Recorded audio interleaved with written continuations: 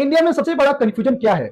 बस बहुत हो। कंफ्यूजन है कि मुसलमान कौन थे, मुगल कौन थे और आक्रमणकारी कौन थे। तीनों को एक जैसा मानकर सोशल मीडिया पर ऐसा हंगामा मचाया जाता है कि जैसे तीनों एक ही चीज हो, लेकिन सच्चाई बिल्कुल अलग है। और आज वही दिमाग खोलने वाली सच्चाई मैं लेकर आया हूँ, तथ्यों के साथ, बिना किसी डर के।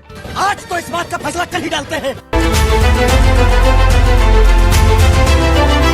अरब के व्यापारी समुद्र की लहरों को चीरते हुए केरल के तट पर पहुंचे। उनके पास न तलवार थी, न युद्ध था तो सिर्फ व्यापार और रिश्ते बनाने की चाह। उन्होंने वही की बेटियों से विवाह किया, घर बनाए, मस्जिदें बनाई और एक नया समुदाय को जन्मा, मपीला समुदाय। मुसलमान एक समुदाय नहीं, एक धर्म के अनुयायी थे जो अल्लाह को मानते थे, हजरत मोहम्मद को अंतिम पैगंबर मानते थे, कुरान के सिद्धांतों पर चलते थे, नमाज, रोजा, ज़कात, हज जैसी प्रथाओं का पालन करते थे।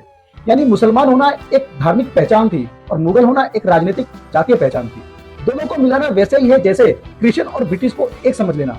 बहुत से लोग समझते हैं कि मुसलमान तलवार लेकर आए थे, लेकिन पहली एंट्री व्यापारियों की थी, आक्रमणकारियों की नहीं। 7वीं शताब्दी में अरब व्यापारी केरल पहुंचे। 629 में भारत की सबसे पुरानी मस्जिद चेरमाना जुमा मस्जिद बनी। 100% शांति से व्यापार, शादी, ब्याह और सांस्कृतिक संपर्क हुआ। यानी मुसलमान सबसे पहले व्यापारी बनकर आए, आक्रमणकारी बाद में। भारत पर कई मुस्लिम शासकों ने आक्रमण किया, लेकिन सब मुसलमान आक्रमणकारी नहीं थे। सिर्फ कुछ साम्राज्य जैसे कि गजनवी जो तुर्क से आया था, गौरी जो अफगानिस्तान से आया था और खिलजी जो तुर्क अफगानिस्तान से आया था, तुगलक, सैयद लोधी जो अफगानिस्तान से आया था। इनमें से ज्यादातर भारत में बाहर से आए तुर्क अफगान वंश के थे जो मुस्लिम थे, लेकिन भारतीय मुसलमान नहीं थे। सबसे बड़ा भ्रम यही है कि मुगल ही मुसलमान थे, लेकिन यह अधूरा सच। मुगलों की पहचान मध्य एशिया से तैमूरती मंगोल वंश, बाबर, हुमायूं, अकबर, जहांगीर, शाहजहां, औरंगजेब मुसलमान थे, लेकिन जातीय रूप से तुर्किक मंगोल से आए थे। मतलब मुसलमान होना एक धर्म है, लेकिन मुगल होना एक राजनीतिक वंश है।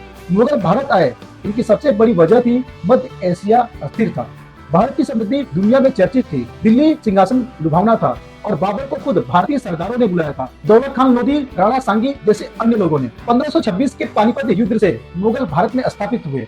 यह बात आज भी सबसे ज्यादा गलत फैलाई जाती है कि सोमनाथ को मुगलों ने नहीं, 1025 से 26 में तुर्क शासक महमूद गजनवी ने लूटा। गजनवी का धर्म इस्लाम था, लेकिन वह न तो मुगल था, न भारत का मुसलमान था, न भारत में रहने वाला था। वह अफगानिस्तान का एक तुर्क आक्रमणकारी था जिसने भारत पर 17 बार आक्रमण किए। यानी कि सोमनाथ को गजनवी ने लूटा, न कि मुगल और न कि भारतीय मुसलमान। तो अगली बार सोशल मीडिया पर जब कोई मुसलमान, मुगल, आक्रमणकारी का शॉर्टकट फॉर्मूला बताए तो उसे एक लाइन में जवाब देना, इतिहास भावनाओं से नहीं तथ्य से चलता है।